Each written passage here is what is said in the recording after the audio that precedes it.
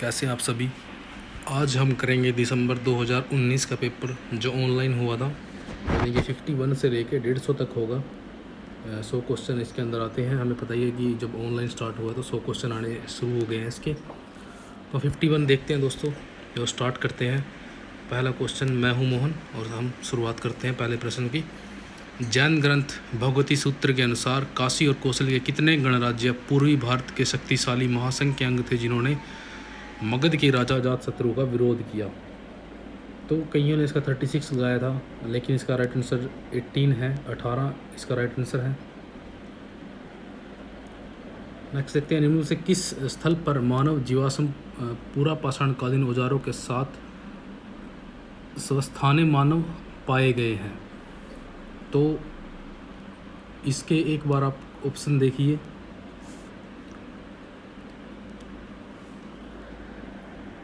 और इसका जो राइट आंसर है वो आदमगढ़ रहेगा।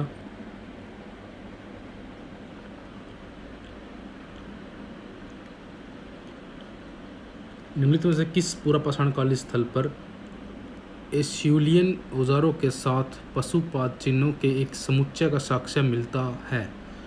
दोस्तों हम क्या करेंगे, इसमें भीमबेटका लगा देंगे, लेकिन भीमबेटका से हमें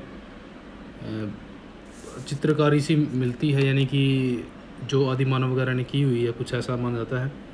लेकिन इसका जो राइट आंसर है वो है अतिरम्पक्कम। एक आंसर इसका रहेगा। निम्नलिखित में से किस स्थल पर 2001 में जीवाश्मकृत मानव शिशु कपाल पाया गया था? तो कई बच्चों ने इसका तनोरा को आंसर लगाया है, लेकिन जो इसका राइट आंसर है वो है ओडई है, यानी ओडई इसका राइट आंसर है। भारतीय उपमहाद्वीप के निम्नलिखित में से किस नवपाषाणिक स्थल पर फसल उत्पादन का प्राचीनतम साक्ष्य पाया गया है? तो सबसे पहले कि दोस्तों हमें नवपाषाणकालीन स्थलों का पता होना चाहिए। तो एक आप लिस्ट बनाइए, उनको पढ़िए अच्छे से, कौन कौन से नवपाषाणिक स्थल हैं, कौन से नहीं हैं। तो ये तीनों ही नवपाषाणिक स्थल नहीं थे, 4 था इसके अंदर। इससे भी आइडिया लग रहा था कि मेहरगढ़ में ही सबसे पहले कृषि के प्राचीनतम जो साक्ष्य मिलते हैं। निम्नलिखित में से कौन सा भारत में ज्ञात विशालतम मध्य पाषाण वास क्षेत्र है? तो विशालतम यहाँ बात कर रहा है ये। तो मध्यम पाषाण काल, हमें पहले ये भी पता होना चाहिए कि कौन से स्थल वो होते हैं। तो ये बागोर है इसका आंसर। मनके बनाने वाली कार्यशाला निम्नलिखित में से किस हड़प्पन स्थल पर पाई गई है? दोस्तों इसका एनटीए ने जो आंसर दिया है लोथल दिया है, और ये बनावली में भी कार्यशाला यानी कि मनके बनाने की कार्यशाला पाई गई है। तो इसके वैसे 200 जो दोनों आंसर होंगे, लेकिन बनावली और लोथल ही इसके ऐसे आंसर है। लोथल जो है एनटीए ने दिया है। आरंभिक दोस्तों आप सबसे पहले एक काम कीजिए, जैसे कि जिस क्वेश्चन में आपको डाउट लगता है, अगर आप उसको अच्छे से याद करना चाहते हैं तो ये सबसे बेस्ट तरीका, आप उसको बुक में ढूंढिए, कोशिश कीजिए, तो वो आपको लगभग कई सालों तक वो क्वेश्चन याद रहेगा, आप उसको भूल नहीं पाएंगे। नेक्स्ट देखते हैं, आरंभिक तमिल जो साहित्य है निम्नलिखित में से किसका साक्ष्य प्रस्तुत करता है? तो आरंभिक जो तमिल साहित्य है दोस्तों, हमें उसमें पता है कि उसके अंदर क्या है, जाति प्रथा की अनुपस्थिति मिलती है। कहीं भी जाति प्रथा का वहाँ जिक्र नहीं होता, जो तमिल का जो भी। बार बार आने वाली बाढ़ के कारण निम्नलिखित में से कौन सा हड़प्पा जो नगर था नष्ट हो गया था? तो दोस्तों ये था मोहनजोदड़ो, जो बार बार यानी कि बार बार बाढ़ के कारण जो नष्ट हो गया था। इतिहास का कार्य अतीत का मूल्यांकन करना है और भावी युगों के लाभार्थ वर्तमान का अनुदेशन करना है। निम्नलिखित में से किसने इतिहास की उपयुक्त परिभाषा यह दी है? दोस्तों इस जो 2019 ये दिसंबर में पेपर हुआ था, इसके अंदर इस टाइप के कई क्वेश्चन आए थे दोस्तों। तो हमें क्या करना है, इनको अच्छे से याद करना है, क्योंकि ये रिपीटेड होते हैं कई बार क्वेश्चन। तो ये जो कोटेशन आई हुई है इतिहास लेखन से, तो ये जीपी गूच की है, काफ़ी इम्पोर्टेंट है। कहीं पे भी आप पीएचडी का एंट्रेंस वगैरह दोगे तो ये चीज़ें आपको बहुत ज़्यादा वहाँ पे मिलेंगी। तो इनको याद करने की कोशिश कीजिए। आप इनके अंदर से क्या करना, आप दोस्तों इनके अंदर क्या एक दो वर्ड याद कर लेना, जैसे अनुदेशन है, तो इसको अनुदेशन से याद कर लेना कि जेपी गूच अनुदेशन की बात करता है। तो कुछ चीज़ होती हैं, उनको हमें याद करना होता है, उससे ही हम इन चीज़ों को जल्दी याद रख सकते हैं। क्योंकि पूरी कोटेशन याद रखना जब पूरी कोटेशन को हम जब याद कर पाएंगे जब इसको हम बार बार पढ़ेंगे, लेकिन अगर इसको शॉर्ट तरीके से याद करना है तो यही इसका जो तरीका है। जावा में निम्नलिखित में से किस देवता का सर्वोच्च स्थान रहा है? तो जावा के अंदर दोस्तों शिव का क्या है सर्वोच्च स्थान है। मौर्य प्रशासन में जो रिपोर्टर को क्या कहा जाता था? रिपोर्टर तो इनको प्रतिवेदक बोलते थे, यानी कि अशोक भी उसकी बात करता है कि प्रतिवेदक क्या है, मेरे पास रिपोर्ट पहुंचाए, चाहे मैं कहीं भी हूँ, खाना खा रहा हूँ, यानी कि रेस्ट कर रहा हूँ, तो ये रिपोर्टरों को बोला जाता है प्रतिवेदक।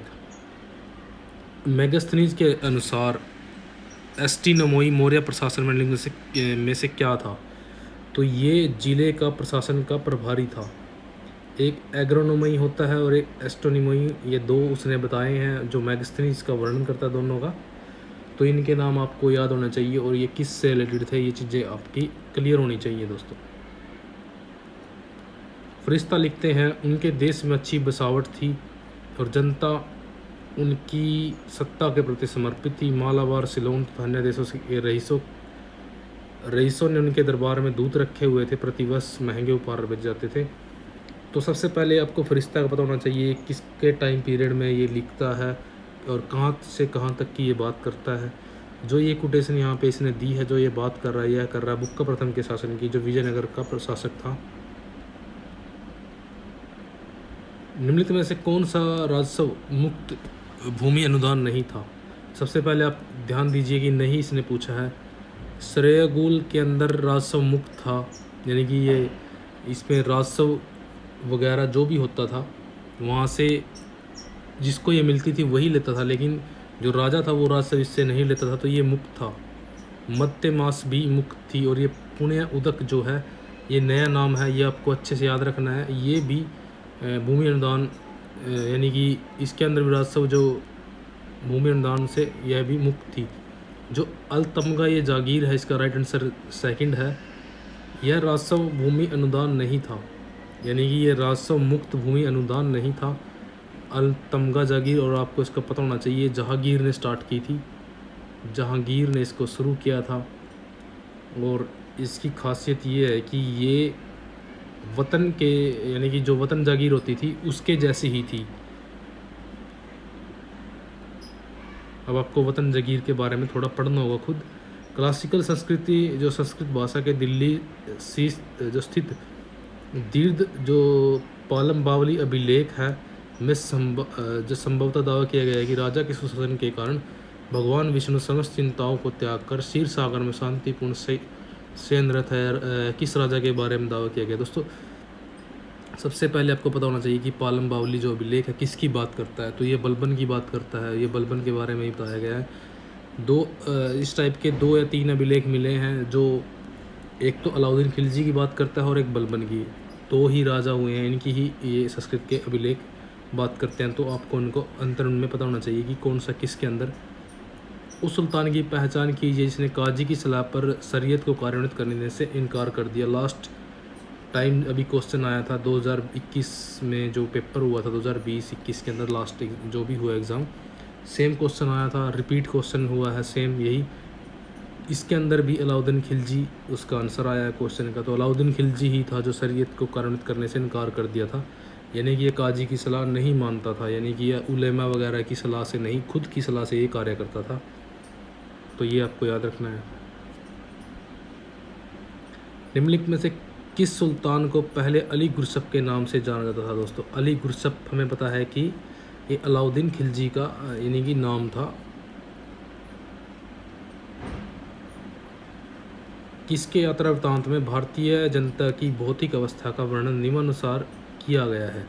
आम जनता इतनी भीषण गरीबी में जीवन यापन करती थी कि उसके जीवन को सिर्फ अपार वंचना और घोर दुख के निवास स्थल के रूप में चित्रित अथवा सही ढंग से वर्णित किया जा सकता है। दोस्तों ये बात कर रहा है यहाँ पे गरीबी की।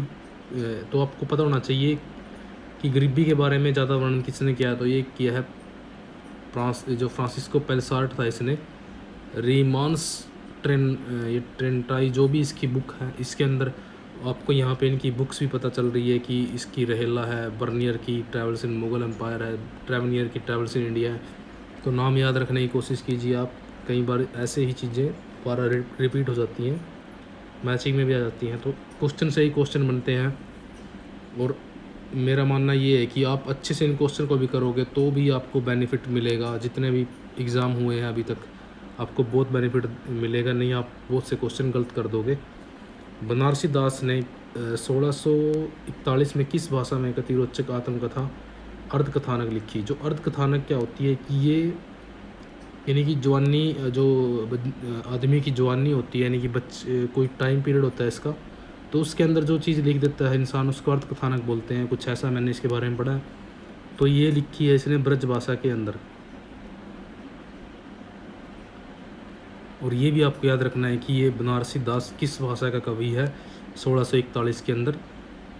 इसका टाइम पीरियड भी आपको याद होना चाहिए कि 1641 में कौन था कौन नहीं था। 1641 के अंदर ने बताया कि शाहजहाँ था और उसके बाद औरंगजेब बनता है। निम्न में से किस सम्राट के शासनकाल के अंतिम वर्षों में वतन जागीर की अवधारणा अस्तित्व में आई? तो ये अंतिम वर्षों में अकबर लेके आया था वतन जागीर। वतन जागीर के अंदर क्या होता था, मैंने पहले भी ऊपर जिक्र किया वतन जागीर का, कि वतन जागीर के अंदर जो सबसे पहले दी गई थी, राजपूतों को दी गई थी, जो इसके अधीन आ गए थे अकबर के, उनको उन्हीं के एरिया में प्रशासन चलाने दिया गया और उसको ही वतन जागीर बोला गया।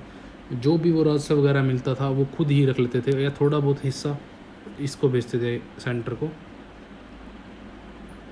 और सेना वगैरह यहाँ पे भेजते रहते थे सेंटर के लिए अगर जरूरत पड़ती थी। तो निम्नलिखित में से किस सम्राट ने मनसबदारी प्रथा के अंदर 2 अस्पा सी अस्पा को लागू किया? तो ये जहांगीर था। 2 अस्पा और सी अस्पा को इसने लागू किया और मनसबदारी को चलाया था 1577 के अंदर अकबर ने। ये भी आपको याद होना चाहिए कि मनसबदारी कब आई। कई बार क्या होता है कि क्वेश्चन को ऐसे दे दिया जाएगा कि मनसबदारी मजहर, जैसे मजहर 1569 के अंदर आया था, ये 1579 जो भी है, तो ऐसी चीज़ें दे दी जाएंगी इनको मैच करने में। मजहर और जो एक उसने घोषणा की थी, क्या की थी, दीन इलाही हो गया, तो ऐसे मैचिंग में आ जाएगी कि किसका टाइम पीरियड क्या है। तो ये चीज़ों को आप अच्छे से याद कीजिए, खासकर कि जो भी चीज़ें मेन थी। आरंभिक 13वीं शताब्दी में बिहार बंगाल को मिलाकर एक स्वायत्त राज्य की स्थापना निम्नलिखित में से किसने की थी? तो ये की थी मोहम्मद बख्तियार खिलजी ने। फरमान किसके द्वारा जारी किया जा सकता था? तो फरमान हमें पता है कि राजा ही इनको जारी करते थे। फरमान जो भी हो, कोई भी फरमान तो वो राजा ही जारी करेगा। किस मुग़ल सम्राट ने कश्मीर के श्रीनगर में दिवाली मनाई थी? तो आपको पता है कि अकबर ही सहनशील लगा लीजिए या सभी धर्मों का सम्मान करने वाला, तो अकबर ने ही दिवाली श्रीनगर के अंदर मनाई थी। और दिवाली के ऊपर जुआ खेलने की इजाज़त दी थी जहांगीर ने। ये भी आप याद रखिए। निम्नलिखित में से कौन मुग़ल सम्राट वेदांत दर्शन से प्रभावित था और जदरूप गोसाई से मिलने गया था? तो जदरूप गोसाई से मिलने इसमें जो गया था वह गया था जहांगीर। और दोस्तों क्या होता है कि हर बार क्वेश्चन अकबर जहांगीर के ऊपर आता है। मोस्टली अगर ऐसे ऑप्शन आए हों आपको नहीं पता हो तो जहांगीर और अकबर में से ही उसका आंसर होता है। मोस्टली अकबर ही मिलता है। अगर आपके पास कोई भी क्वेश्चन अभी तक जैसे कि पेपर के अंदर नहीं आया अकबर से रिलेटेड और आपको ऑप्शन में अकबर मिलता है, तो हो सकता है कि उसका आंसर, पूरे चांसेस होते हैं कि अकबर उसका राइट आंसर हो। लेकिन लास्ट ईयर जो भी एग्ज़ाम गया है उसके अंदर कोई भी क्वेश्चन अकबर जहांगीर इनसे रिलेटेड नहीं आया है। लेकिन इससे पहले जितने भी पेपर हुए हैं सब के अंदर अकबर से रिलेटेड क्वेश्चन आए हैं। तो ये क्वेश्चन देखिए, सुल्तान द्वारा सैन्य बलों का पुनर्गठन किया गया, तत्पश्चात सेनापति को अमीर उल उमरा कहा गया और बारबरादान नामक अधिकारियों का एक समूह बनाया गया। ये आपको याद रखना है, अमीर उल उमरा कहा गया। तो जिसका काम ज़रूरत के वक्त फ़ौज को जुटाना था।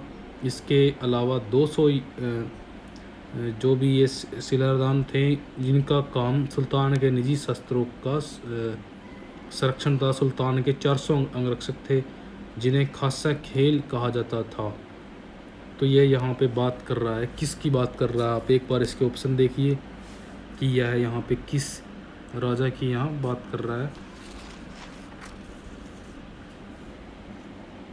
तो ये कर रहा है मोहम्मद फर्स्ट की। सेकंड इसका आंसर है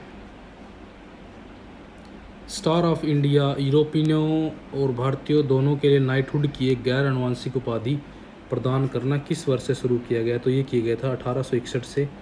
काफ़ी इम्पोर्टेंट क्वेश्चन है ये।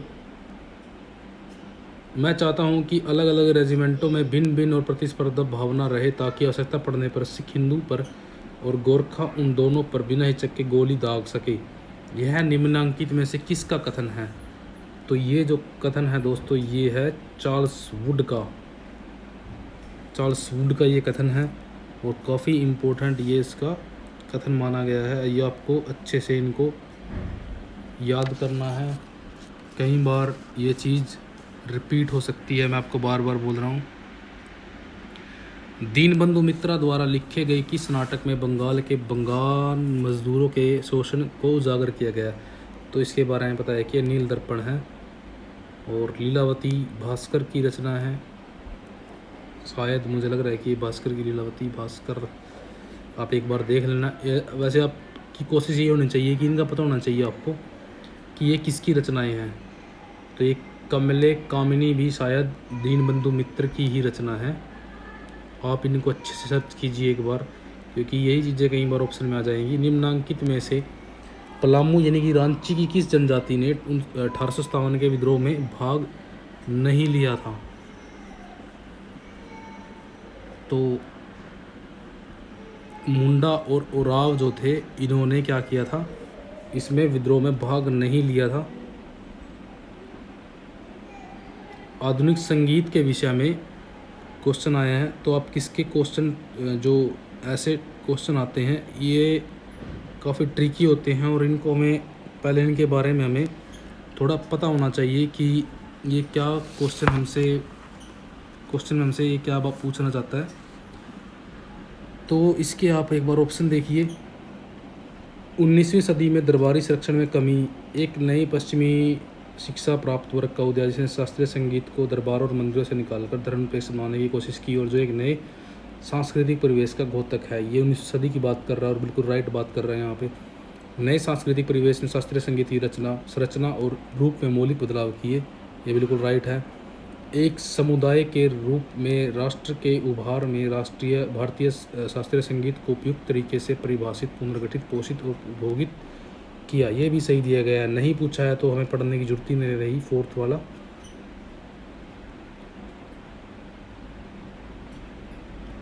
उन्नीसवीं सदी में सामाजिक परिवर्तन के बारे में निम्न जो कथन है किसका है?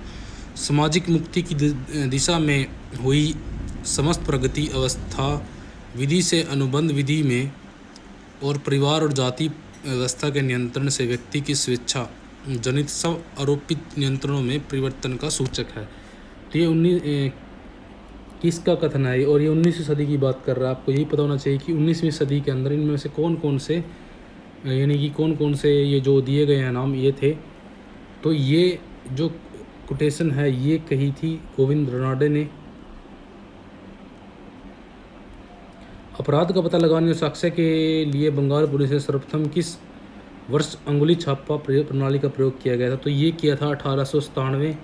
अगर आप गूगल भी करोगे इसको तो ये 1897 दिखाएगा, लेकिन यहाँ 1897 नहीं दिया गया, तो 1898 इसका राइट आंसर रहेगा।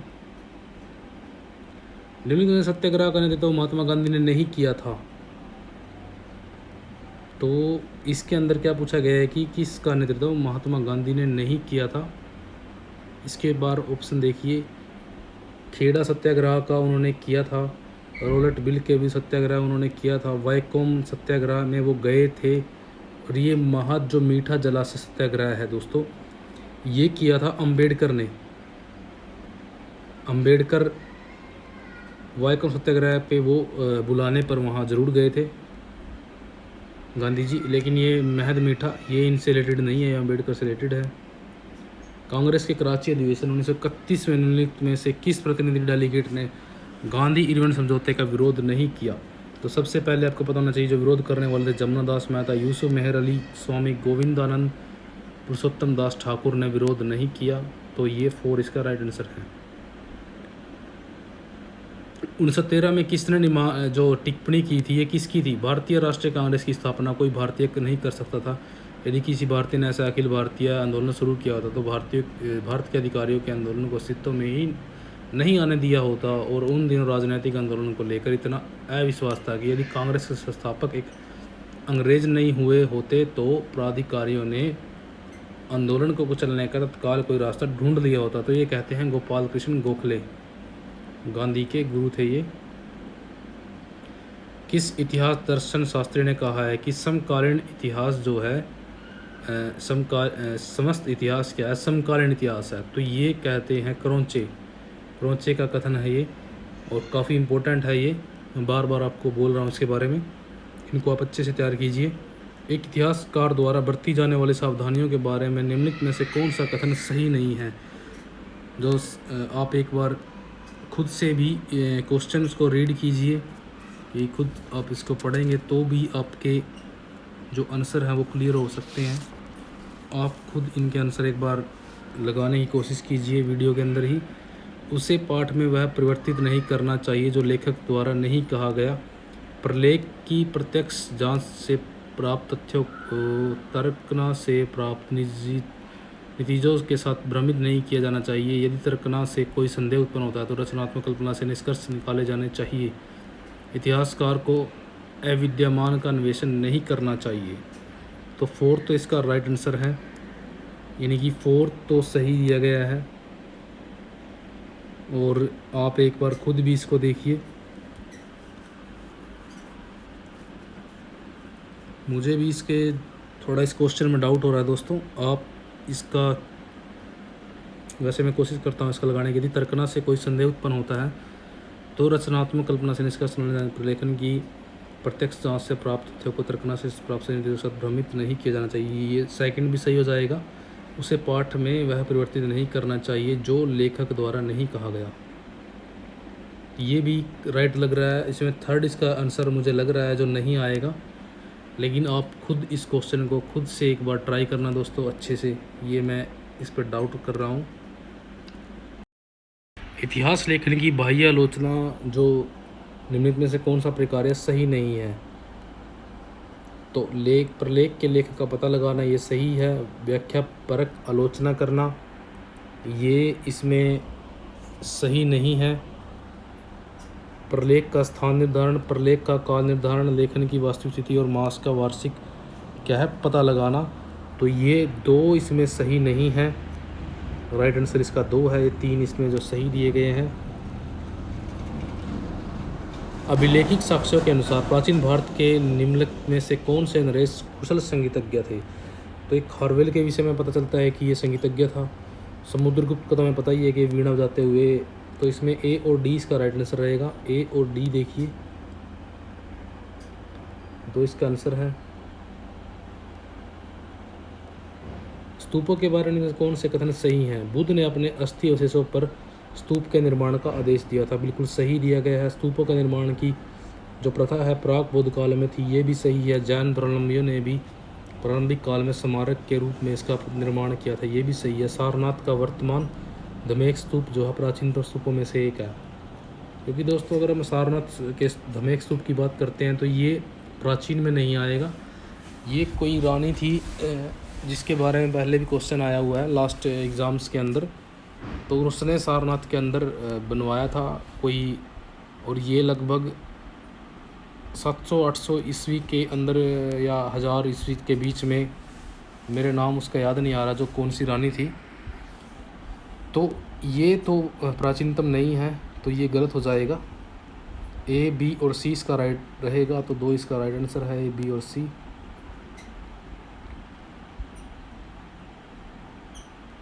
प्रसिद्ध सिंधु नदी की निम्नलिखित में से कौन सी सहायक नदी अफगानिस्तान में अवस्थित थी।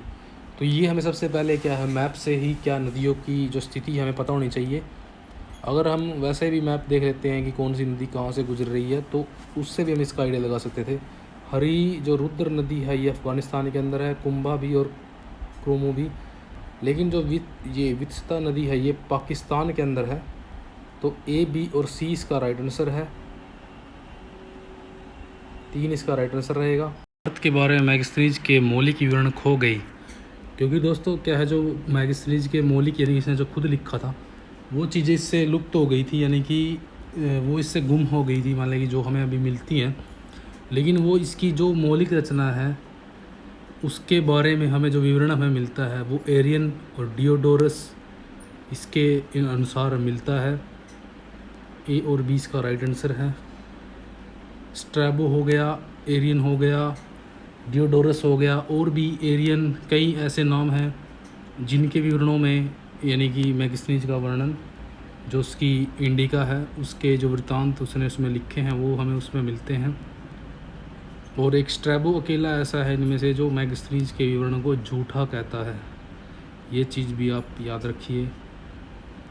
चालुक्य राजा पुलकेशन द्वितीय के अलोहल अभिलेख के जो रचयिता है रवि कीर्ति, ये भी आप याद रखिए। ने अपने आप को किसके समान वर्णन किया है, यानी कि इसने दो बंदों के समान अपने आप को बताया है, और वो दो जो हैं भारवी और कालिदास हैं, यानी कि ये उसके टाइम से पहले हुए हैं, सी और डी, और ये काफ़ी इम्पोर्टेंट है। और इनको ये अपने आप को इनके समान बताता है क्योंकि ये काफ़ी फेमस कवि हुए हैं इससे पहले। भारत के निम्नलिखित में से कौन से शासक शिव भगत थे? हर्षवर्धन जो था शिव का, सूर्य का, बुध का उपासक था, तो हर्षवर्धन इसमें आ जाएगा। बोझ परमार भी शिव का उपासक था। गोविंद चंद्र गैडवाल भी शिव के उपासक थे। तो ए बी सी, और इसका right answer A B C है। निम्नलिखित में से किन पुराणों में बुद्ध को विष्णु के अवतारों की सूची में सम्मिलित किया गया है? मत्स्य पुराण और जो वायु पुराण के अंदर बुद्ध का जिक्र होता है कि ये विष्णु के अवतार हैं। सी और डी इसका राइट आंसर है, यानी कि 2 सी और डी। दक्षिण भारत के निम्न में से किन स्थलों से 14 घोषणाओं वाले अशोककालीन शिलालेख पाए गए हैं? तो इसके अंदर जो आएगा एरगुड्डी जो आंध्र प्रदेश के अंदर, और सन्नति कर्नाटक। सेम इसी टाइप का क्वेश्चन जो लास्ट ईयर एग्जाम हुआ दोस्तों उसमें आया है। ये काफ़ी इंपॉर्टेंट क्वेश्चन है। सी, ए और डी इसका राइट आंसर है।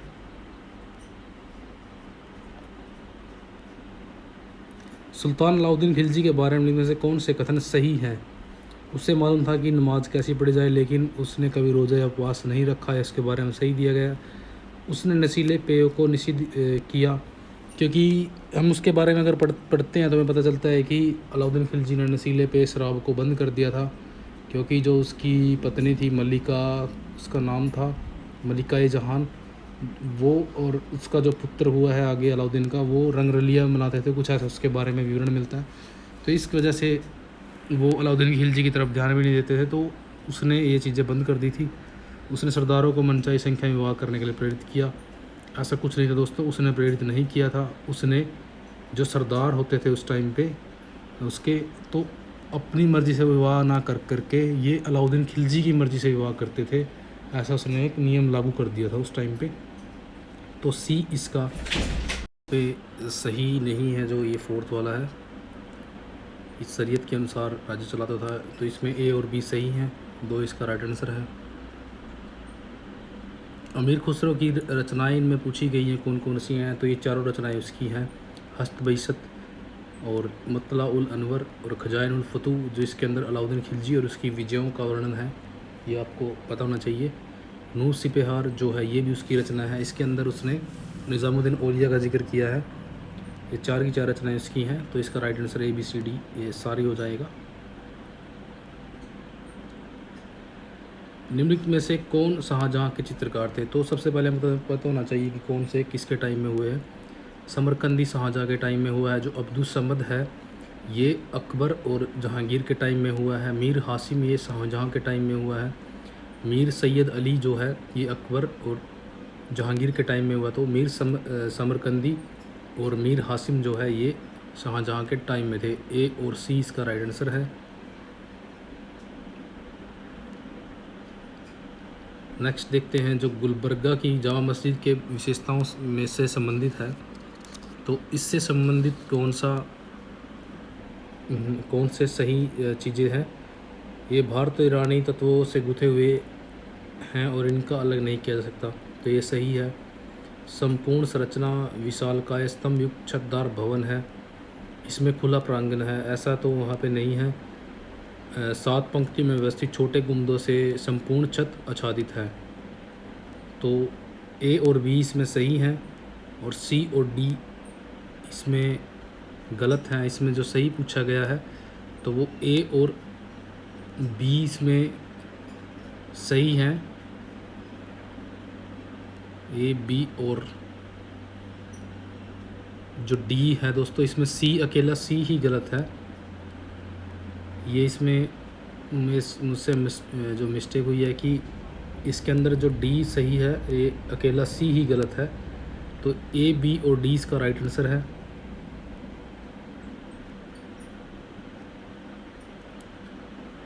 ये देखिए इसमें क्या है, सही सुमेलित कौन कौन से हैं तो और उसमें चयन करना है कि कौन से सही हैं।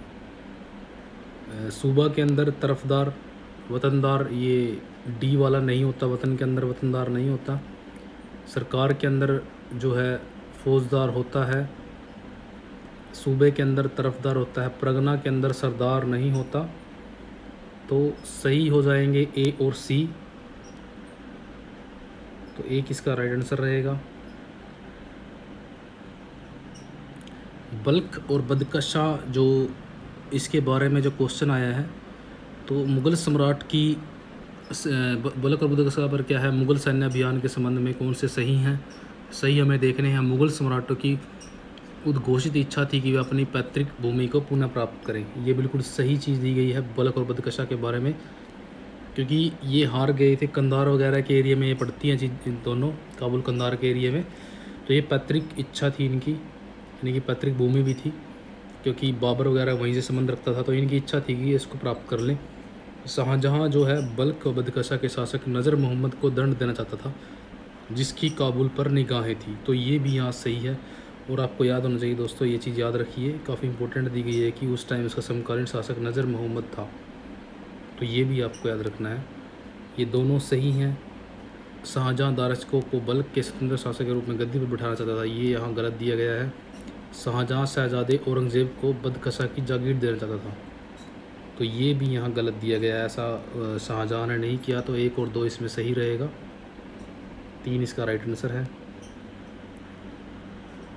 निम्नलिखित में से सही कथनों का चयन करना। अकबर के सिक्के ढालने वाले कर्मचारी 3 धातुओं के सिक्कों के ढालने में उच्च गुणवत्ता को कायम रखने के प्रति सावधानी रखते थे। यानी कि अकबर के जो सिक्के ढालने की इसकी टकसालें भी मिलती हैं। 4 14, 4 सोने की थी और 14 जो तांबे की थी और 42 तांबे की थी और ये चांदी की थी, ये सोने की। तो ये आपको याद रखना है, ये तांबे से संबंधित थी 42 और ये चांदी से, और 4 सोने से। तो स्वर्ण लगभग शुद्ध होता था। चांदी की शुद्धता 96% से नीचे गिरावट नहीं हुई और तांबों के सिक्के की उस शुद्धता बनी रहती थी। ये बिल्कुल सही दिया गया है। वहाँ एक एक स्वतंत्र अथवा मुक्त ढलाई व्यवस्था थी। तो ये भी यहाँ सही दिया गया है। 1595 में कुल 96 टकसालें थी, ये गलत दिया गया है। अगर आप इनको जोड़ तीनों को करोगे तो ये 96 नहीं हो रहा है। तो इसमें ए बी और सी सही है। 2 इसका राइट आंसर है। कासिम खान के बारे में क्वेश्चन आया दोस्तों, और काफ़ी इंपॉर्टेंट क्वेश्चन है कासिम खान को लेके ही, कि कासिम खान ने आगरा का जो किला वो बनाया था, उसके देख रेख में वो था। कासिम को उसके सैन्य अभियंता के साथ साथ भवन निर्माता के रूप ख्याति के कारण आगरा किले की इमारत का अधीक्षक चुना गया था। तो यहाँ सही दिया गया है। ये अधीक्षक था वहाँ पे उस टाइम जब ये बना था आगरा का किला। बाद में उसे आगरा किले का गवर्नर बनाया गया। तो यहाँ पे ये भी सही दिया गया है, उसे आगरा का गवर्नर बना दिया गया था आगरा किले का। फादर जो मोन्सरेट थे वो टिप्पणी करते हैं कि उसे सफ़र मैना सैपर की यानी कि साधारण स्थिति में उच्च प्रतिष्ठा तक उठाया गया था। तो ये मोन्सरेट जो है हमें पता है कि ये अकबर के टाइम में आया है, और ये बात कर रहा है कासिम खान की यहाँ पे, और ये भी सही है। 1583 में अकबर ने शाही इमारत की देखभाल के लिए संयुक्त रूप से 8 लोगों को नियुक्त किया था, जिनमें से एक कासिम खान था। तो अकबर ने दोस्तों ऐसा कुछ भी नहीं किया था। तो ये गलत हो जाएगा डी यहाँ पे। ए बी व सी इसके बारे में सही है। 2 इसका राइट आंसर है। नेक्स्ट, भारत पर पाश्चात्य विचारों के प्रभाव के संदर्भ में निम्नलिखित कथनों में से कौन सा सही है। अंग्रेजी शिक्षा ने पाश्चात्य विचारों के असीम द्वार खोल दिए, जिन्होंने प्रारंभ में उन्हें अभिभूत कर दिया था। दोस्तों हम अगर देखते हैं कि जो भी लिटरेचर पढ़ा लोग, यानी कि हमारे समाज के जो भी उस टाइम पे लोग हुए हैं, जो पढ़े लिखे थे, जिन्होंने इंग्लिश को पढ़ा था, अंग्रेज़ी भाषा में जिन्होंने शिक्षा प्राप्त की थी, उन्होंने वहाँ के लिटरेचर को पढ़ा, वहाँ की क्रांति जितनी हुई, फ्रांसी क्रांति, गौरवपूर्ण क्रांति 1688, तो उन चीज़ों को पढ़ करके इनमें क्या हुआ, एक अलग से एक भावना पैदा हुई कि ये अपने वहाँ पे अलग तरह का शासन चला रहे हैं और हमारे यहाँ पे ये अलग तरह की शिक्षा भी दे रहे हैं और अलग तरह के प्रशासन चला रहे हैं। तो इससे क्या हुआ, असीम द्वार खोल दिए, यानी कि उनको अभिभूत कर दिया। तो ये चीज़ हुई थी। और बी यहाँ गलत हो जाएगा, क्योंकि समानार्थी नहीं था कुछ भी पाश्चात्य विचारों की स्वीकृति ब्रिटिश शासन, यानी कि ब्रिटिश शासन की स्वीकृति वगैरह ऐसा कुछ नहीं हुआ था। इसने तुरंत राजनीतिक सत्ता के खिलाफ राजनीतिक चेतना व प्रतिरोध को जन्म दिया। तुरंत यहाँ पे वर्ड आया दोस्तों, तुरंत ऐसा कुछ नहीं हुआ, धीरे धीरे एक प्रक्रिया थी, धीरे धीरे लोग समझने लगे चीज़ों को, तो धीरे धीरे हुआ था। तो ये गलत हो जाएगा। इसने तर्कवाद की भावना को जागृत किया, जिसके कारण हठ धर्मी सिद्धांत की निरंकुशता, परंपराओं, सत्ताओं, विश्वासों और प्रथाओं के खिलाफ मानसिक विद्रोह हुआ। डी यहाँ पे बिल्कुल करेक्ट दिया गया है, ए और डी इसका राइट आंसर है। विज्ञानों को बढ़ावा देना, ये भी यहाँ पे सही दिया गया है इसके बारे में। और ईसाई धर्म सिद्धांतों की सर्वोच्चता की उद्घोषणा। अब इसमें थोड़ा सा मुझे भी डाउट लग रहा है, एक बार इसके ऑप्शन चेक करते हैं। तो ये ऑप्शन के हिसाब से भी नहीं लग रहा, ए बी के साथ में मैच ही नहीं हो रहा यहाँ पे, तो सी यहाँ गलत हो जाएगा। और डी प्रकृति के नियमों का अन्वेषण, मनुष्य में छिपी दैवी शक्तियों का विकास करना, तो ये यहाँ सही दिया गया है। क्योंकि ये मैडम ब्लावात्स्की जो भी हुई हैं, इन्होंने क्या किया था, कर्जन के टाइम पे भी इसका जिक्र आता है थियोसॉफिकल सोसाइटी का, जिन्होंने एक गुफा के अंदर, यानी कि उनको कोई मिलता है, कोई महात्मा संत, तो वो सारे भविष्य को देख सकता था। ये सब उन्होंने उनको बताया कि फ्यूचर में ऐसा ऐसा होगा। तो ऐसे विचार थे उस टाइम के अंदर। अगर आप पढ़ो इनको अच्छे से, तो ये आधुनिक भारत जो विपिन चंद्र है उसके अंदर भी थोड़ा सा इसके बारे में दिया गया है। ए बी और सी इसमें नहीं है, ए बी और डी इसका राइट आंसर है, ए बी डी, तो एक इसका राइट आंसर है। निम्नलिखित से कौन से कथन सही हैं? जो प्रेमचंद के बारे में यहाँ क्वेश्चन आया है और पहली बार उनके ऊपर यहाँ क्वेश्चन आया था नेट के अंदर, तो इसके आप ऑप्शन एक बार खुद पढ़िए। प्रेमचंद उन पहले लेखकों में से जिन्होंने दलितों को गरीबों के एक भाग के रूप में उनकी विशिष्ट समस्याओं के साथ स्वतंत्र और महत्वपूर्ण चरित्रों के रूप में दर्शाया। प्रेमचंद की साहित्यिक कृतियाँ उनके समय के राजनीतिक सामाजिक आंदोलनों को प्रतिबिंबित नहीं करती, तो नहीं तो करती तो थी, नहीं का मतलब ही नहीं है यहाँ पे, तो ये गलत हो जाएगा। प्रेमचंद के उपन्यास पारंपरिक हिंदू धर्म के विचारों के प्रति समर्पण दर्शाते हैं। प्रेमचंद की अंतिम और सर्वाधिक महत्वपूर्ण कहानियों में कफन उर्दू में 1935 में उन्होंने हिंदू में व्यक्तित्व दर्शाता है। ये डी भी यहाँ सही लग रहा है। ऑप्शन एक बार चेक कर लेते हैं, ए और डी ही मुझे इसका राइट आंसर लग रहा है, क्योंकि बी और सी दोनों गलत लग रहे हैं, तो एक इसका राइट आंसर हो जाएगा।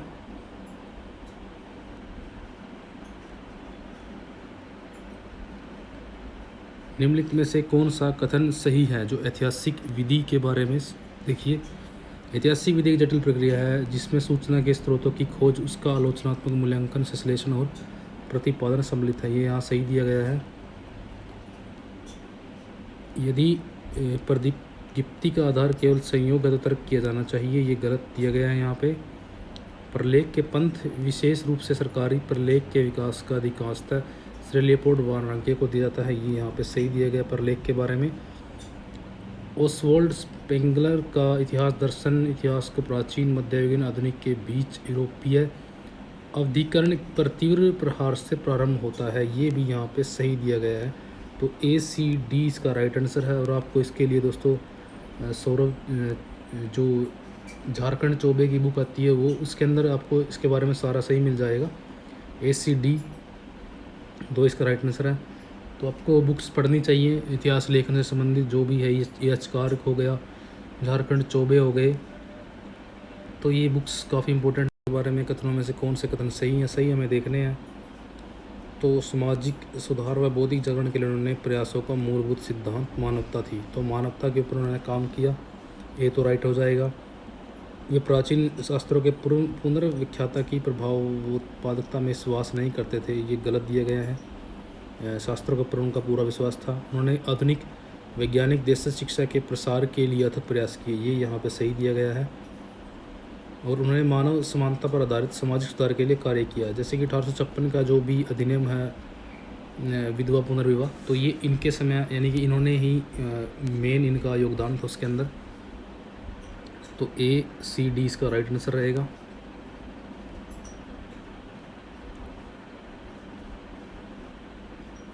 औपनिवेशिक भारत में विज्ञान के संवर्धन के बारे में निम्नलिखित कथनों में से कौन से कथन सही हैं? औपनिवेशिक भारत की यहाँ बात हो रही है, तो इसके आप ऑप्शन एक बार देखिए। 19वीं सदी में भारतीय विज्ञान शिक्षा यूरोप केंद्रित, केंद्राभिसारी व प्रभुत्ववादी थी, ये यहाँ सही दिया गया है। 19वीं सदी की शिक्षा, क्योंकि मैकाले ने अंग्रेजी में शिक्षा और वैज्ञानिक पद्धति के अनुसार शिक्षा, ये सब शुरुआत हुई थी 19वीं शताब्दी के अंदर। महेंद्र लाल जो सरकार के लिए राजनीतिक राष्ट्रवाद का विज्ञान और उनकी इसकी मार्गदर्शक प्रवृत्ति के बिना कोई अर्थ नहीं था, तो ये भी यहाँ पे सही दिया गया है। महेंद्र लाल के ऊपर लास्ट ईयर भी क्वेश्चन आया है, तो आप इसको अच्छे से करना। राज्य की संलग्नता ने औपनिवेशिक विज्ञान को जनहितैषी और भारतीय हितों को बढ़ावा देने वाला बनाया है, ये गलत दिया गया है यहाँ पे। औपनिवेशिक विज्ञान उपनिवेशवाद के ताने बाने के साथ जटिल रूप से बुना हुआ था, ये यहाँ सही दिया गया है। AB और इसका जो राइट आंसर है ABD है। ABD देखिए कौन से में है, तो ये 4 इसका राइट आंसर है।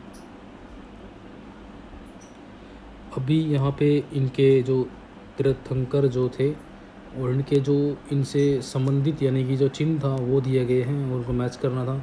आदिनाथ सांड से संबंधित रखते हैं, मल्लीनाथ का जो घड़ा यानी कलश बोलते हैं, महावीर शेर, पार्श्वनाथ का सर्प। तो आपका जो राइट आंसर रहेगा एक ये रहेगा 1।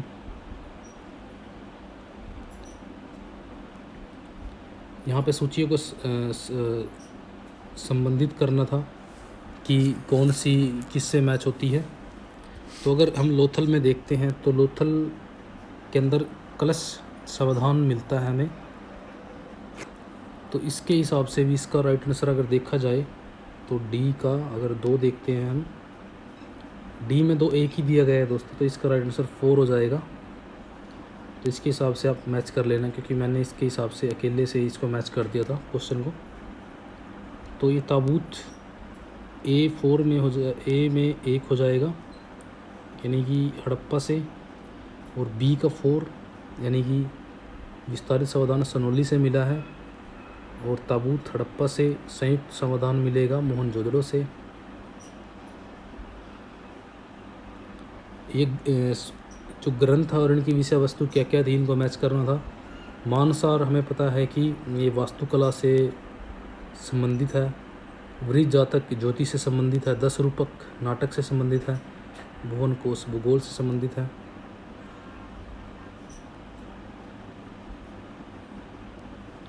अभी ये क्वेश्चन आया एवान, इनको मैचिंग करना था। एवान क्या होता है?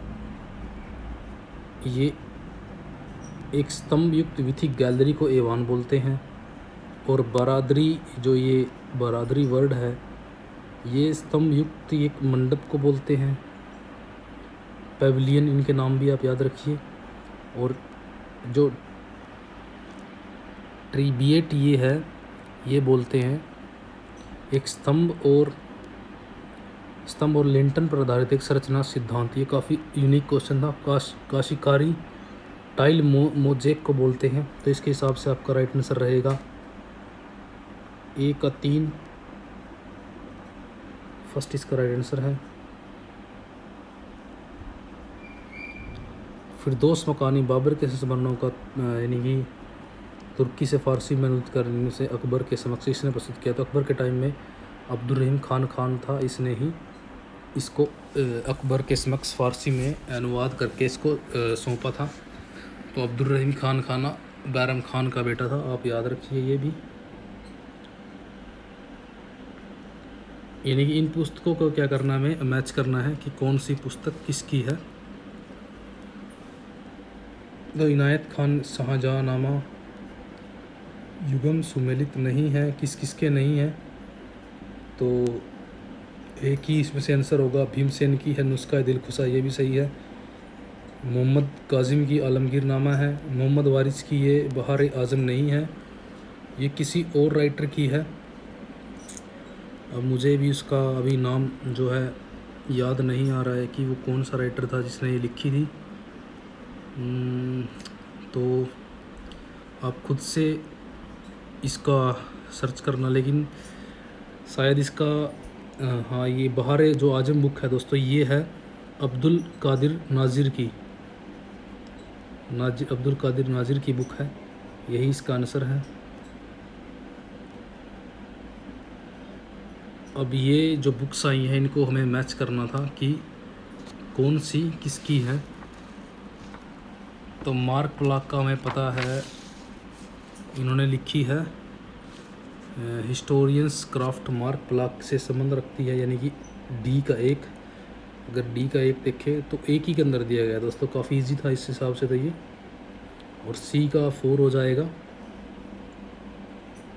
मेटा हिस्ट्री, और बी का हो जाएगा 3 एडवर्ड सईद की कल्चर एंड इम्पीरियलिज्म। अब माइकल फूको बचते हैं तो आर्कियोलॉजी ऑफ नॉलेज।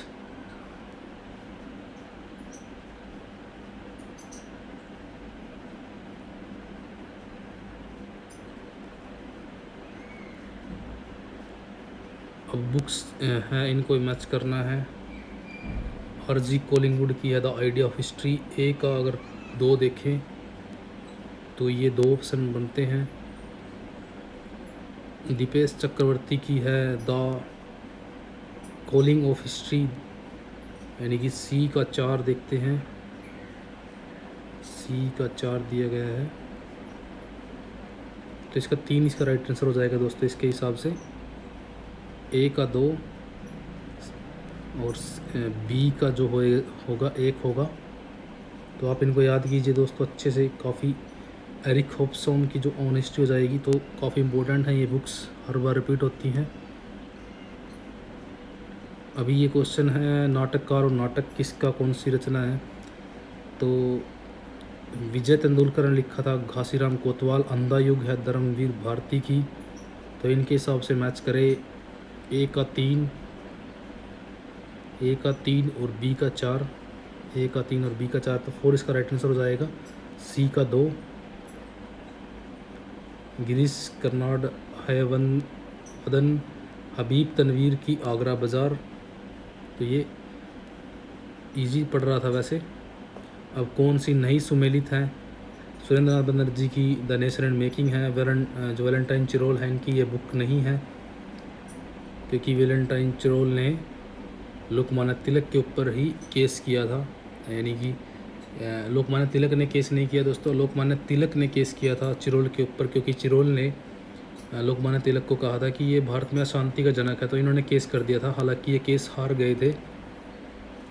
अब उसके बारे में डिटेल पढ़ सकते हैं। सुभाष चंद्र बोस की इंडियन स्ट्रगल। शाहनवाज खान की है माई memories of INA and it's Netaji, जो कि शाहनवाज खान जो थे उनके ऊपर केस चलता है। ये जो सुभाष चंद्र बोस की आर्मी थी, इंडियन आर्मी, उसके अंदर थे, कैप्टन थे, इनके ऊपर केस चलता है लाल किले के अंदर। तो ये इसका सेकंड इसका राइट आंसर है। ये गलत है, यहाँ पे मैच नहीं है इस बुक स्कीम की। इन घटनाओं को क्या है, काल अनुक्रम में हमें लगाना है कि कौन सी घटना पहले होती है। तो सबसे पहले होती है पर्सिपोलिस का दहन होता है। उसके बाद होता है सिकंदर द्वारा हिंदू कुश के पार पूर्वी ईरान की विजय। उसके बाद ये भारत से वापस जाता है। 4 पे आएगा सिकंदर के साम्राज्य का त्रिपोद्रस में विभाजन। तो BCAD 4 इसका राइट आंसर है।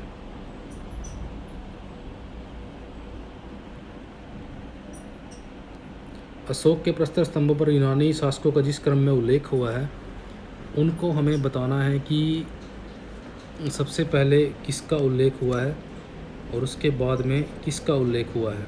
तो खुद भी ट्राई कीजिए आप एक बार। इसमें सबसे पहले आएगा एंटिओकस, फिर आएगा टॉलमी सेकंड पे, थर्ड पे आएगा एंटीगोनस, फोर्थ पे आएगा सिकंदर। तो बी डी सी ए 3 इसका राइट आंसर हो जाएगा।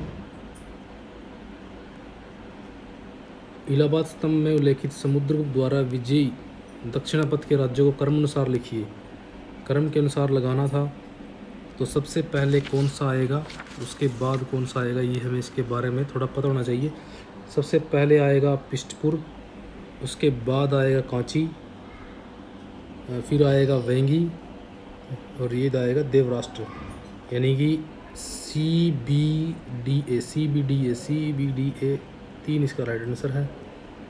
का कालानुक्रम रखना था, तो सबसे पहले आएंगे इसके अंदर मोइनुद्दीन चिश्ती फर्स्ट पे, सेकंड पे आएंगे ओलिया, थर्ड पे आएंगे गेसू दराज, सलीम चिश्ती आएंगे फोर्थ पे, क्योंकि सलीम चिश्ती का हमें पता है कि अकबर के टाइम में था, सबसे लास्ट में यही आएगा। अगर सी देखते तो 2 में ऑप्शन दिया गया है, तो सब ऑप्शन देखिए B A C D, B A D C second इसका राइट आंसर है। नेक्स्ट देखते हैं, यात्रियों को कालानुक्रम में लगाना है, कौन सा सबसे पहले आया कौन सा बाद में आया। तो सबसे पहले अलब्रूनी 973 में 973 से लेके 1048 इसका टाइम पीरियड है, तो पहले पे यही आएगा। उसके बाद आएगा इब्न बतूता जो आया है 1342 के लगभग, और थर्ड पे आएगा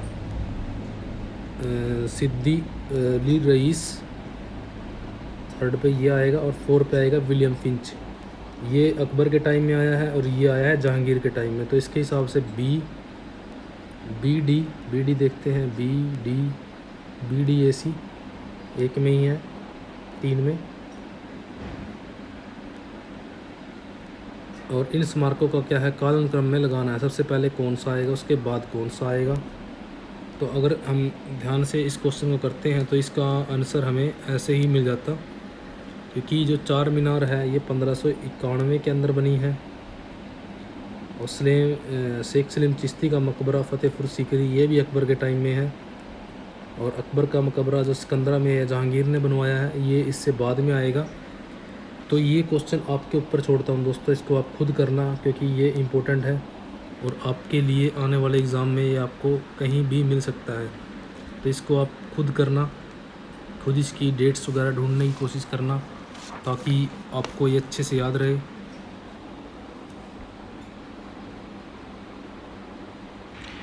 मुग़ल शासक हैं, इनका कालानुक्रम हमें लगाना है कि कौन सा पहले आया कौन सा बाद में आया। तो बहादुर शाह आता है 1707 में, औरंगज़ेब के बाद 12 तक ये रहता है, फर्स्ट पे ये लगेगा। फिर जहांगीर शाह आता है 1712 से 13 तक ये रहता है, 1 साल तक ही शायद। और उसके बाद आता है फारुखसियर जो 13 से लेके 19 तक शायद रहता है ये। और मोहम्मद शाह रंगीला है, इनमें सबसे लंबे टाइम तक 1719 से लेके और ये 48 तक रहता है। तो इस हिसाब से आप इसका कालानुक्रम लगा सकते हैं। एक CBAD, तो इसका राइट आंसर है 3। ये क्वेश्चन आया था जो जिसके बारे में बहुत ही कम को पता होगा, यानी कि कौन सा इसमें पहले आएगा कौन सा, इसका कुछ भी किसी को आइडिया नहीं था क्योंकि ये आउट ऑफ बुक ही था ये, क्योंकि बहुत कम बुक्स होंगी जिसके अंदर ये क्वेश्चन दिया होगा। सबसे पहले जो एनटी ने दिया है ये डी दिया है, डी सबसे पहले लगाया है इन्होंने, और उसके बाद लगाया है DC 2 पे ये लगाया है इन्होंने, और B ये 3rd पे लगाया है, और A ये 4th पे लगाया है। इसके हिसाब से आप आंसर देख लीजिए इसके DCBA, यानी कि इन्होंने 3rd इसका आंसर दिया है। इसके हिसाब से आप इस क्वेश्चन को कर लेना। अंग्रेज़ों द्वारा पारित निम्नलिखित सामाजिक विधानों को कालानुक्रम में व्यवस्थित करना है, तो इसको हम कालानुक्रम में खुद भी लगा सकते हैं अगर हमें याद हो इसके बारे में। तो सती प्रथा 1828 के अंदर बेंटी के टाइम में, हिंदू विडो यानी हिंदू विधवा पुनर्वाह 1856, और दास प्रथा को अवैध किया गया था ये 1843 के अंदर। ये मैं आपके ऊपर छोड़ देता हूँ। शिशुवध ये वेल्जली के टाइम में हुआ है। अब उसका टाइम पीरियड आप देखिए कब हुआ, किस हिसाब से हुआ, ये आप खुद कीजिए। निम्नलिखित संगठनों में जो स्थापना के कालानुक्रम को व्यवस्थित करना है, जो मद्रास महाजन सभा है 1884, पूना सार्वजनिक सभा जो है 1870 के लगभग है, और बॉम्बे जो एसोसिएशन है ये है 1852। तो उसके हिसाब से आप इसको आंसर कर सकते हैं। और दो कथन दिए गए हैं, इनको हमें देखना है ये सही है या नहीं है। इनके अंदर क्योंकि वर्ड लगा करके हम इनको ठीक और गलत कर सकते हैं। बीच में हमें क्योंकि लगाना होता है, तभी इसको पहले इन दोनों को देखना होता है कि ये सही है नहीं। अजंता के प्राचीन चित्रों का काल द्वितीय और प्रथम शताब्दी से पूर्व माना जाता है, बिल्कुल सही है। कालानुक्रम गुहा नंबर 1 और 2 का चित्र सबसे बाद के एवं गुप्तोत्तर काल के हैं, दोनों सही दिए गए हैं यहाँ पे। लेकिन इसके अंदर क्या है, हमें ये फाइंड आउट करना होता है कि व्याख्या ये सही करता है या नहीं, रीज़न। तो ये सही रीज़न नहीं है इसको लेकर के, चीज़ें दोनों सही हैं लेकिन सही व्याख्या और इसकी नहीं करता। तो 2 इसका आंसर रहेगा। इसमें भी कथन आ गया, राजशेखर ने बाल रामायण शीर्षक एक नाटक लिखा था, बिल्कुल सही दिया गया। वह प्रतिहार राजा भद्र के शिक्षक थे, ये गलत दिया गया है। तो यहाँ पे इसका राइट आंसर ए सही है और आर गलत है। और इसके ऊपर काफ़ी बार क्वेश्चन आया, आपको इसके बारे में थोड़ा नॉलेज होनी चाहिए कि किसके टाइम में हुए हैं। अब ये देखिए, नालंदा जो ताम्रपत्र से पता चलता है कि पाल राजा देवपाल ने स्वर्णद्वीप और यह भूमि के राजा द्वारा नालंदा में निर्मित बौद्ध विहारों के रखरखाव के लिए 5 गाँवों को दान में दिया। ये बिल्कुल सही दिया गया। उन्होंने क्यों दिया, क्योंकि यहाँ लगा के देखिए आप, क्योंकि यह सलंदर राजाओं द्वारा अपनी मातृभूमि के साथ लंबे समय तक संबंध रखने का एक द्वितीय साक्ष्य है। ये बिल्कुल सही दिया गया है। यहाँ पे दोनों सेटिस्फाई कर रहा है, कारण यहाँ पे कथन और कारण। तो इसका ये आर व्याख्या सही करता है, एक इसका आंसर हो जाएगा। दोनों सही हैं और आर इसकी व्याख्या करता है। नादिर शाह का दिल्ली पर कब्जा और उसकी सत्ता उसकी जनता के कत्लेआम के ने लोगों को 340 वर्ष पहले तैमूर के हाथों इस प्रकार की विपदा की याद दिलाई, बिल्कुल सही दिया गया है। दूसरी ओर नादिर शाह ने सिंधु पार के प्रांतों और पूरे अफगानिस्तान को नहीं हड़पा।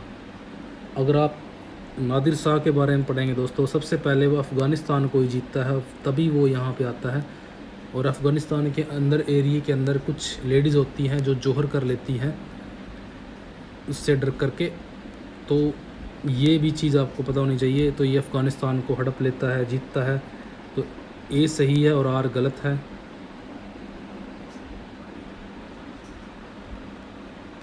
अम्बेडकर के बारे में क्वेश्चन पढ़िए। डॉक्टर अम्बेडकर के अलावा कोई अन्य नेता दलित वर्ग को अपने समय के विकास के लिए जागृत और एकजुट करने में सफल नहीं रहा, क्योंकि उन्होंने उन्हें उनकी अस्मिता भाव प्रदान किया। तो ये भी इसी टाइप का ही क्वेश्चन है। आप इसके अच्छे से कथन और जो कारण होते हैं इनके अच्छे से हमें इनको करना होता है, नहीं हम इनको सही नहीं कर पाएंगे। तो एक यहाँ पे बिल्कुल सही दिया गया। डॉक्टर अम्बेडकर का क्या है, संपूर्ण व्यक्तित्व एक ऐसी सामाजिक व्यवस्था के मुखर विरोध के प्रति समर्पित था जिसने उन्हें और उनके जीवन के सामाजिक बहिष्करण, भौतिक वंचना और सामाजिक आघात और अपमान की ओर धकेला था। तो ये बिल्कुल सही दिया गया। और कथन और कारण एक दूसरे को क्या है, सेटिस्फाई कर रहे हैं और आर सही व्याख्या करता है इसकी। इतिहास का संदर्भ विषय वस्तु और विचार प्रक्रिया है। ऐतिहासिक चिंतन की विचार प्रक्रिया में प्रश्न करना, साक्ष्य जुटाना, साक्ष्य के स्वरूप का पता लगाना और अन्य द्वारा लिखित आख्यानों की मीमांसा करना सम्मिलित है। तो ये भी यहाँ पे इसके बारे में सही दिया गया है। इतिहास लेखन से सही दिए गए हैं। तो एक इसका राइट आंसर है। गर्व, अहंकार, सहानुभूति, विद्वेष, व्यक्तिगत प्रतिद्वंद्विता, राजनीतिक मतभेद, सामाजिक विभेद, धार्मिक विवाद और देशभक्तिपूर्ण भावना किन्हीं व्यक्तियों को मूल अभिलेखों को विकृत बनाने के लिए प्रेरित कर सकते हैं, क्योंकि विद्वता और राजनीतिक वक्तव्यों के बीच एक धूसर क्षेत्र बना रहता है जो संभवतः अन्यों की तुलना में इतिहासकारों को अधिक प्रभावित करता है, क्योंकि उनका चिरकालिक रूप से राजनीतिज्ञों के वैध दावों के लिए उपयोग किया जाता रहा है। दोनों ही यहाँ पे बिल्कुल सही हैं, लेकिन अगर क्योंकि लगा के देखते हैं तो सेटिस्फाई नहीं कर रहा है कारण, तो और यहाँ पे व्याख्या सही नहीं करता। दोनों बिल्कुल सही दिए गए हैं। वैसे अगर हम इसको देखते हैं, लगभग 1715 से जो बंगाली व्यापारियों ने ब्रिटिश नौ परिवहन सेवा के विकल्प और उनके माल वाहक यातायात के लिए ब्रिटिश पोतों के उपयोग को प्राथमिकता दी। बिल्कुल सही है। वे निजी जहाज़ों को अपने माल सौंपने में असल में उस कंपनी को माल स्पुर्द कर रहे थे जिसका अंग्रेज़ों के पास विशेष अधिकार था। क्योंकि अगर इसको पढ़ते हैं क्योंकि लगा करके तो ये बिल्कुल सेटिस्फाई कर रहा है, क्योंकि अंग्रेज़ों के पास ही क्या था, विशेष अधिकार था, वही व्यापार कर सकते थे। ये चीज़ यहाँ पे सही दी गई है और ये व्याख्या सही कर रहा है। और ये एक पैराग्राफ से क्वेश्चन आने शुरू हुए हैं यहाँ पे, इसको आप अच्छे से पढ़ना, क्योंकि मैं पढ़ूंगा तो इसमें काफ़ी टाइम और वीडियो लंबी बनेगी। आप इसको अच्छे से करेंगे। तो बरनी का तारीख ए फिरोज शाही लिखने का उद्देश्य क्या था? ए फिरोज शाह तुगलक को खुश करना चाहता था, क्योंकि ये बाद में देता है महमूद तुगलक के मरने के बाद फिरोज शाह को समर्पित करता है। ये उस पुस्तक का नाम था ये, दिल्ली सल्तनत के इतिहास के बारे में उस बिंदु से शुरू होती है जहाँ मीनार सिराज ने अपनी पुस्तक को समाप्त किया था। तो ये थी तारीख़ फिरोज शाही, क्योंकि बरनी की बात हो रही है तो इसकी तारीख़ फिरोज शाही बुक थी। कई बच्चे इस क्वेश्चन को गलत कर देंगे, ये मिनहाज की बुक का आंसर लगा देंगे, क्योंकि जो मिनहाज की बुक जहाँ से ख़त्म होती है उसके बाद ये लिखना शुरू करता है बरनी। मीनार सिराज की जो पुस्तक का नाम क्या है? तबकात नासिरी इसकी पुस्तक का नाम है। निम्न से बरनी की लेखन शैली के बारे में क्या सही है? बरनी सामाजिक, आर्थिक और बौद्धिक इतिहास के महत्वपूर्ण विश्लेषणों में विश्वास करते थे। ये बिल्कुल सही दिया गया है यहाँ पे। बरनी द्वारा वर्णित त्रिकोणीय संबंध के कौन से तत्व हैं? तो स्वेच्छाचारी राजतंत्र, स्थापित अभिजात्य वर्ग, गैर कुलीन वर्गों के नवोदित वर्ग, ये इसका राइट आंसर एक दिया गया है। ये पैराग्राफ के क्वेश्चन है दोस्तों, मैं आपको डायरेक्ट बता रहा हूँ, आपको पैराग्राफ देखना है फिर उसमें से क्वेश्चन लगाने हैं।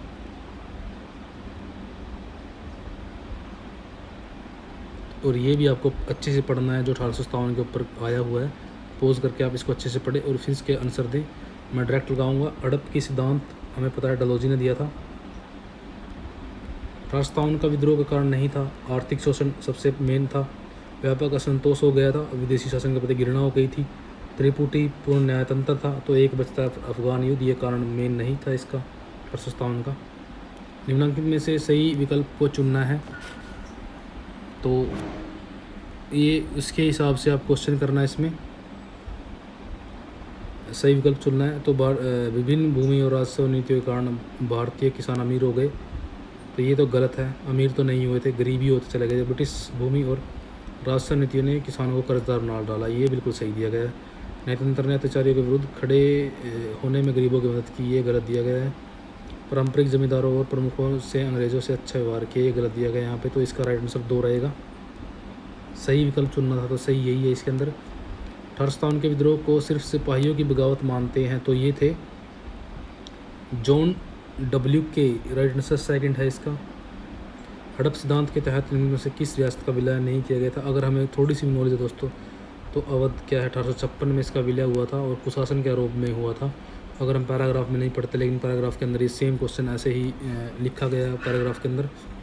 अगर हमें थोड़ी नॉलेज है तो हम इसका आंसर ऐसे लगा सकते थे दोस्तों। ये थे 100 क्वेश्चन हमारे हिस्ट्री नेट के, ये थे 2019 का पेपर, दिसंबर 19 का।